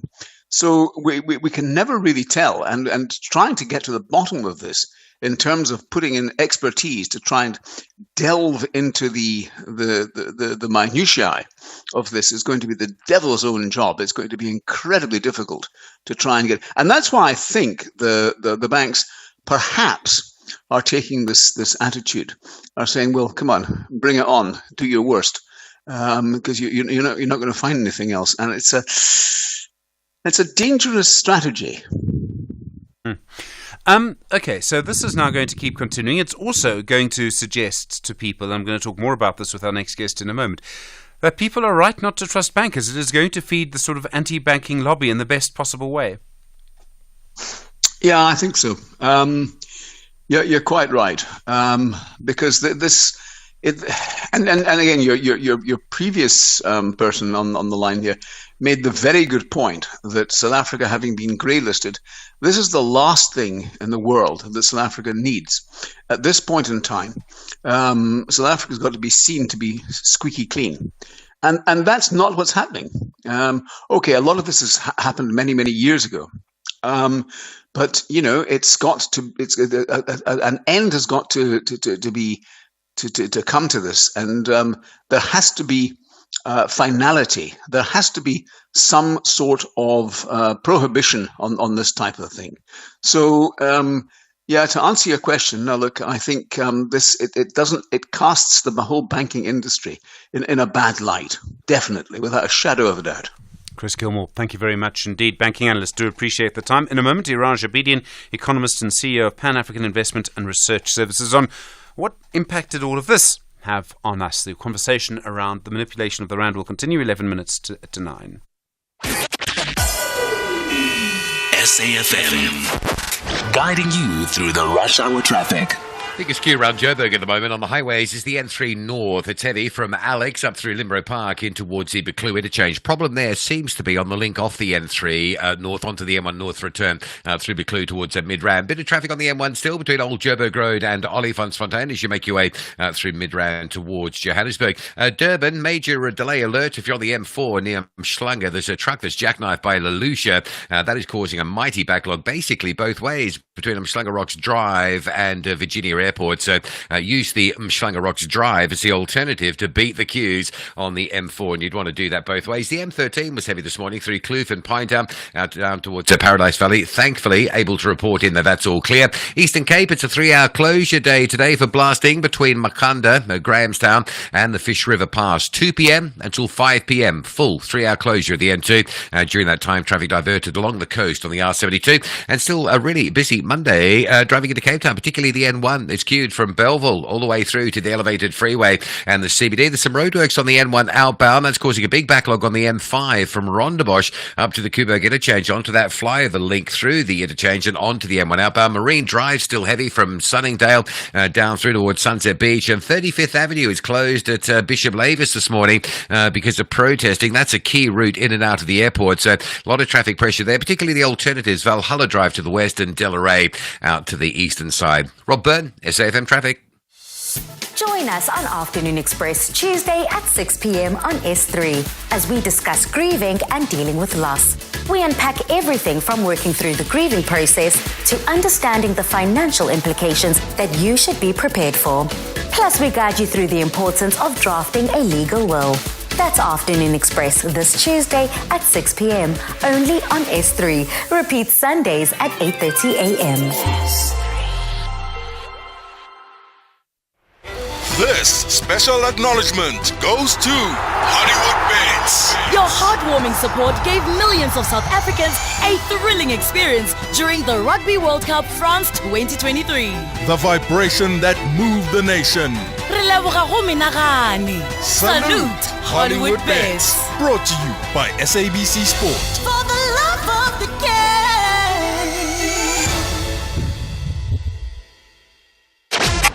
Mediated conversation on SAfm. Continue a mediated conversation of the manipulation of the rand by the banks. You with SAfm, 8 minutes to 9. Iraj Obedience, the economist and CEO of Pan-African Investment and Research Services. Iraj, good morning. Good morning, Stephen, and good morning to our listeners. So we see the big international banks manipulating our currency. They, from what we understand, made money. Did we as South Africa suffer as a result of this in some way? Absolutely, absolutely, without a doubt. And there are so many channels through which the economy and the society, and particularly emphasize two groups suffered most: the working class, the poor, and the investment community. Because when the currency gets manipulated, the first, and we can see it sometimes, it just jumps by 200 basis point, or sometimes back. Remember, Stephen, we had the first case of it in 2001, or more than 20 years ago, where Deutsche Bank and Sasol and a couple of other banks had colluded. And the rand just went to the dog, so to speak, and there was a panic. And when then it bounces back, it goes back again. What does it mean? 20 years later, the country gets rated because this currency jumps up and down. It becomes a source of volatility. It adds premium to those who want to invest in the country because they don't know how stable their principal investment would be. So the first damage is that it begins to rate the country as an investment destination to be careful about, to add premium. If the global expected return is 10% in South Africa, you want 20% or 18%. Why so much? Because you have to expect that there will be these massive changes. The second and most important for the society is when the rand goes down, imported items become more expensive, be they petrol, be they medicine, be they equipment for our factories and our farms and everything else. So the cost of doing business in the country goes up, consumer inflation goes up, and then everybody knows the impact of that. The third impact is that it begins to ultimately lead to what is now called grey listing. Because then people put two and two together. They see the business community, especially the banking sector, which is the eye of the country from a financial point of view. The integrity of it, the rate and the rigor with which it is monitored and regulated becomes questionable. Because we can see it now, second 17 years, 15 years, 10 years. And these are long periods where the banking sector is not tightly controlled, and then next to it you see other cases of corruption, then other cases, and then suddenly the country gets a different image, and the impact of that is ultimately credit downgrade and grey listing at the end. Okay, so the argument that no long-term damage was done by this, it was happening in a tight band, it was manipulation only for the benefit of a few, none of that holds. This actually had a big impact on us, and it impacted us, from what you're saying, fairly directly. Absolutely. And the fact is, it is true that they are these traders often are in pursuit of their annual bonuses, and they do this type of shenanigans. And it's not unique to South Africa, but South Africa has got it more frequent than other places. And as you quite correctly in discussion with Chris pushed him, and will it happen again? Rest assured, if the regime for control and for punishment stays what we have, and you refer to the amount that Standard Chartered has volunteered to pay, and these are peanuts. It's nothing. They can provide for it. So will it happen again? Yes, and therefore, although the act is short term, the conduct, the behavior is ongoing, and therefore it will continue to influence and adversely affect the cost of living, the profile of the country, as I mentioned before. So, I mean, I think for a lot of people, I mean, I'm a complete outsider to banking. Yes, I know bankers, but, you know, I've never worked in that industry. But you have this idea of people playing, you know, games with everyone else's money. And that's what led, I mean, you see movies like, The Big Short and others. And you see what happened to cause the big global crash in 2009, where literally people were playing around with money. And so we suffer as a result of what someone in New York or London is doing.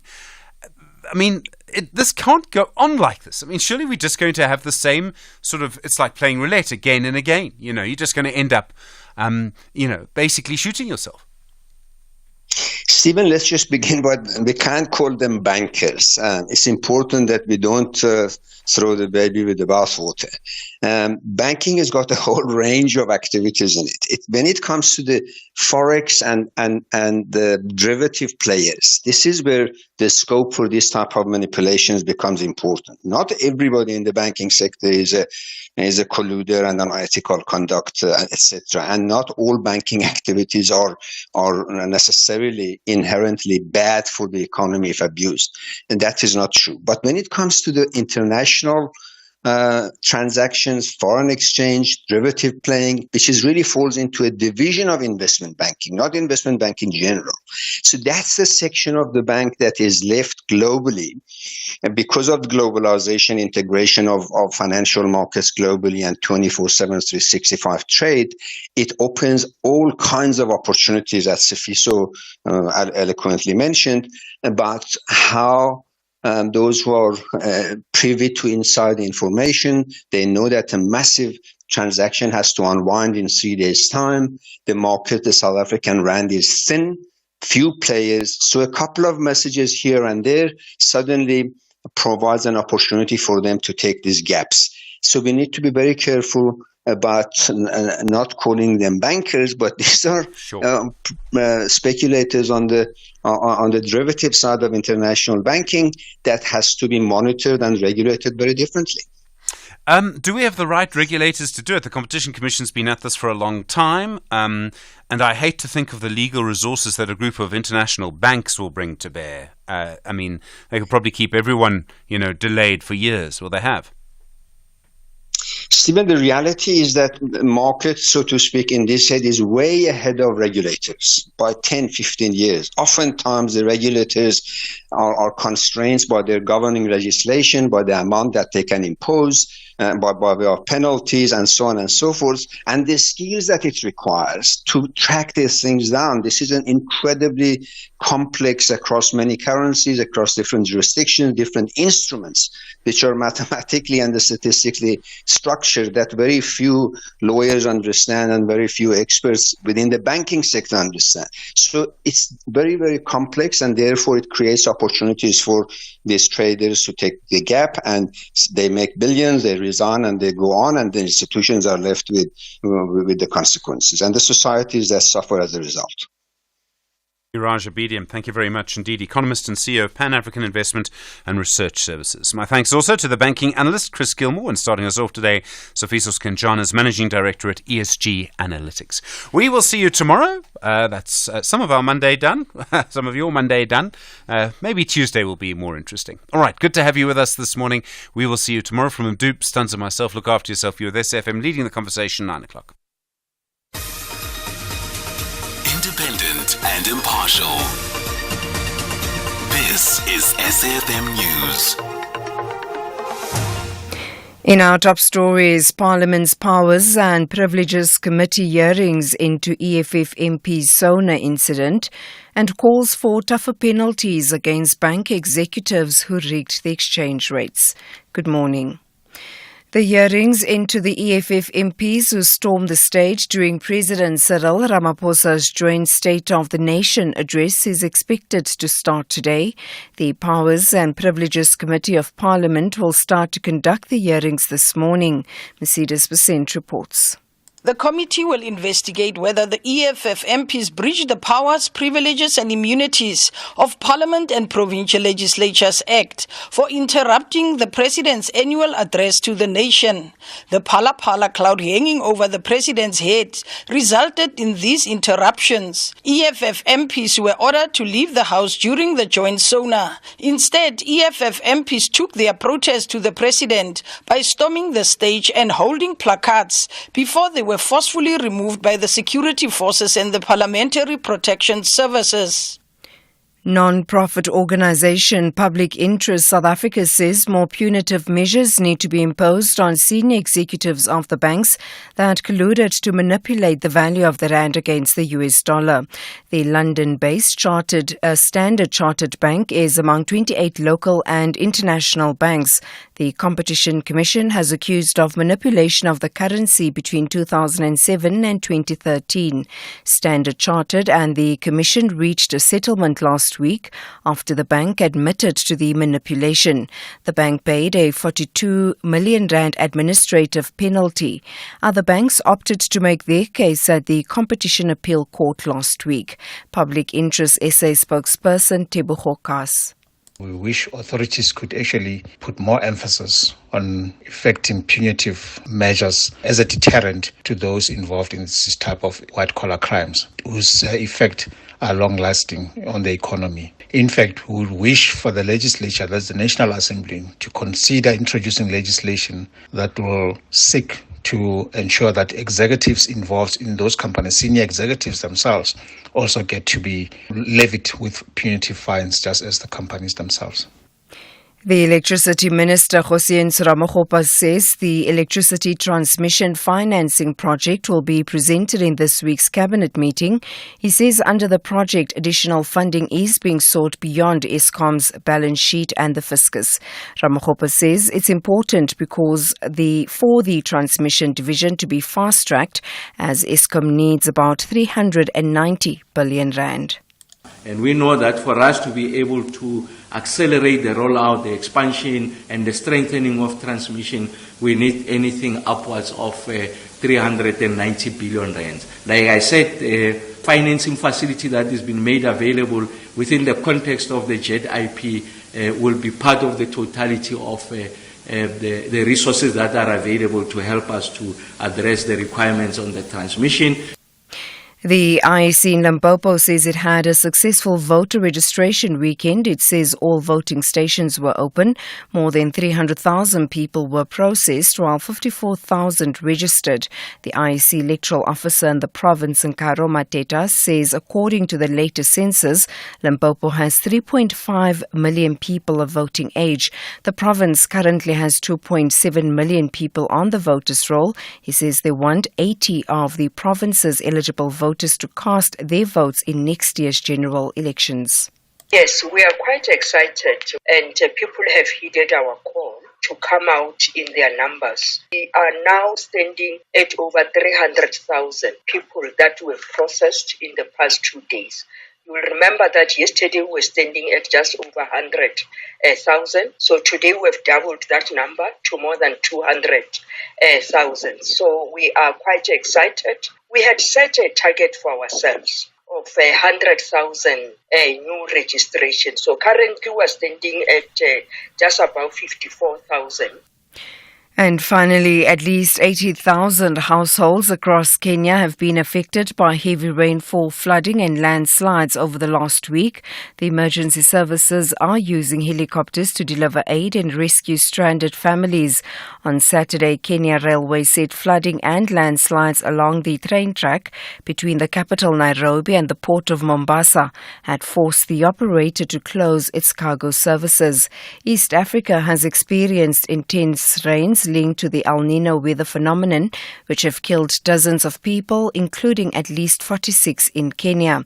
Floods have also caused deaths and displacement in Somalia and Ethiopia. The rainfall has been described by the UN as a once-in-a-century event. Recapping the top story, the hearings into the EFF MPs who stormed the stage during President Cyril Ramaphosa's Joint of the Nation address is expected to start today. For SAfm News, I am Anne Musa. SAfm 104 to 107 nationwide. Leading the conversation. So Sharon officing was telling me the way drip is so expensive these days. She's now waiting for her old clothes to come back into fashion. I say, Joza, while you're waiting, why not let your money do the things in a Nedbank Just Invest account where you can get your money after 24 hours notice? Oganchani voiceman. Injalo, Mabel. Earn up to 9% interest. Anyone can open an investment account via the Money app in under 2 minutes. See money differently. Nedbank. We're a licensed FSP and registered credit provider. T's and C's on the interest rates apply. Did you hear that? That's the sound of lights being switched off to reduce the impact of load shedding. SAfm is encouraging you to use less electricity at all times by switching off electrical appliances and lights that are not in use. Cell phone chargers, TVs, and decoders still use electricity if they're not switched off at the socket. You see, if we all switch off what is not in use, our combined effort could help reduce the impact of load shedding. Let's work together by switching off to reduce load shedding. It all comes together with a great partnership. Thank you for demonstrating that indeed you are proudly South African. Africa Borwa witnessed a great Rugby World Cup France 2023 because of your incredible support. Great friends, great prize, and great sport. Asibonge Casalaga. Brought to you by SABC Sport. For the love of the game.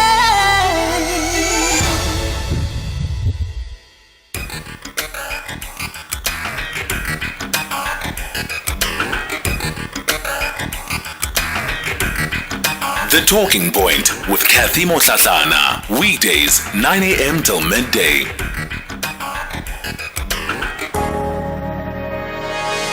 The one general principle is that public power is conferred on us, the courts, on the cabinet, on the public protector, on the National Director of Public Prosecutions, on IPID, on all of us, on your behalf. Why? To do good. So public power can never be conferred to advance ulterior purposes. The only reason why we do hold the power, those in public space, is to deliver all the goods that a democracy promises. Good governance, openness, fairness, accountability, improving the lives of people, reducing the social distance, growing the economy so all of us can be part of an inclusive progression. So all I leave you with is public power is never given by the Constitution for patronage, for self-enrichment, for any of those would be illegitimate purposes for deploying and using power. And people confer it only for that purpose and never any other. That is the voice of Justice Dikgang Moseneke, former Deputy Chief Justice and also the former Vice-Chancellor.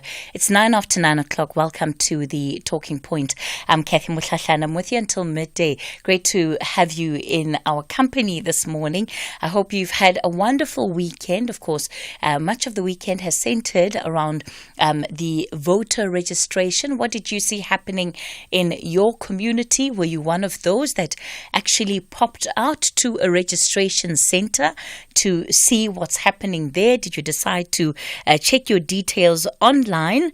Or were you one of those that protested where the voter registration centres had started opening up, and of course demanding that there be service delivery before you're able to even participate in the election process? I'm more than happy to take your calls over how you believe this voter registration weekend has fared.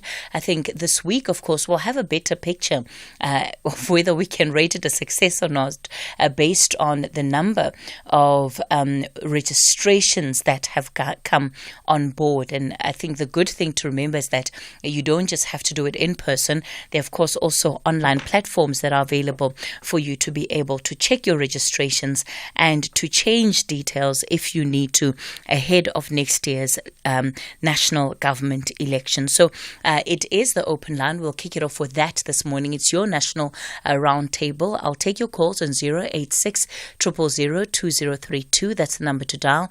On the WhatsApp voice note line, 0614 104 107.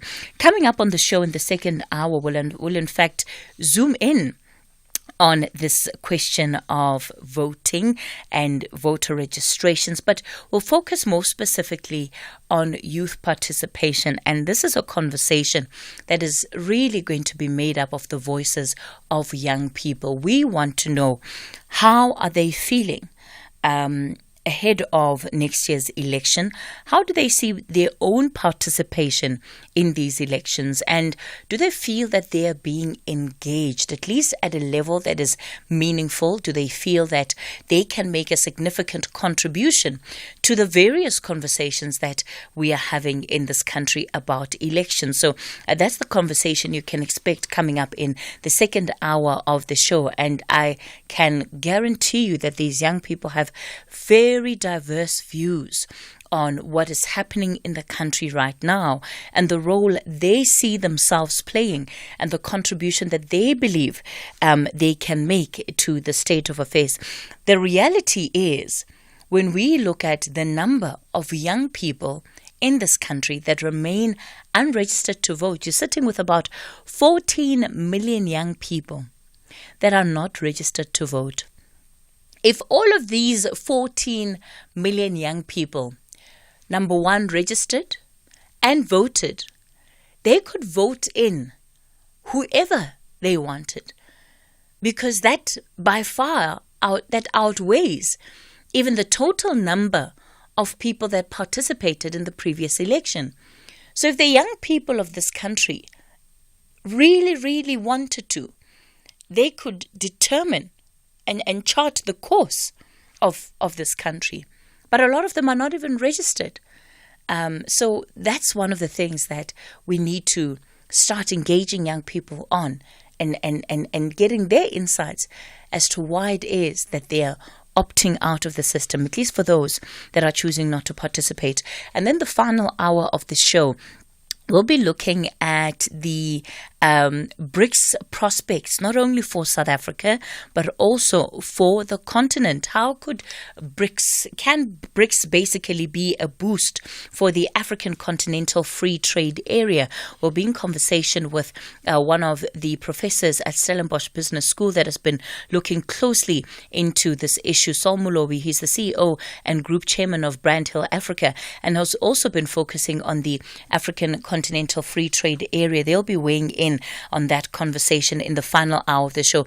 Ultimately, it comes down to what is the role of all of these agreements that we sign. How do they end up impacting our lives, right? The lives of small and medium enterprises in the country. How do we make sure that we're also able to be part of those opportunities as and when they become available? So that's what you can expect coming up on the show over the next 3 hours. In a moment, I'll be taking your calls on the open line 086 000 2032. Of course, as we talk about voter registration, there is, absolute chaos that is taking place at the Durban ports. Unfortunately, that problem has been worsening. The South African Association of Freight Forwarders now saying that there are 71,000 containers that are stuck on ships. They are unable to move cargo, and this is largely because of equipment breakdowns that the Durban port is experiencing.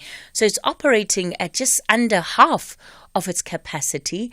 It's creating incredible backlogs. Last week, there were some articles of retailers that had decided to start flying in stock. They're using air freight because they're worried about not having enough stock come December period, come the festive season. So if you walk into one of your favorite stores, you might find that they don't have a summer range. You might find that, they're struggling to keep up with supplying goods. Part of the reason why that is because there's some goods stuck at the ports, and our problems only seem to be worsening.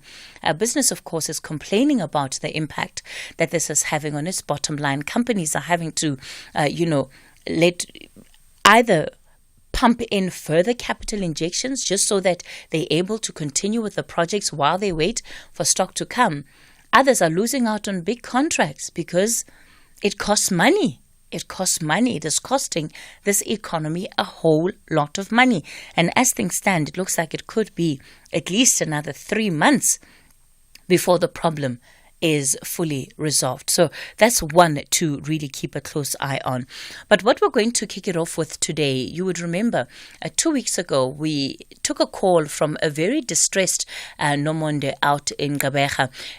Her sister-in-law had passed away and she was unable to get a death certificate print out for her because she was told that her sister had had a duplicate ID number, and therefore they would not be able to give her a death certificate. So it's been quite a tumultuous week for Nomonde and her family. We put her in touch with Home Affairs following that call. And this morning, Nomonde will be the first person that we take on the open line. Nomonde, good morning to you. Thanks for your time this morning. Good morning, Kathy. Goeie genade. Tell us what has happened. Of course, you had many of our SAfm listeners and myself very concerned when we spoke the last time. You know, you were in tears talking about how you were unable to bury your sister-in-law because of this duplicate ID number. That is true, Kathy. The only thing that I can say is thank you. Thank you very much. Everything went on, although it took a week for Home Affairs to fix everything. We had some hiccups with them, but in the end, because of you, Kathy, the staff at SAfm and of course the listeners, we did bring everything to closure last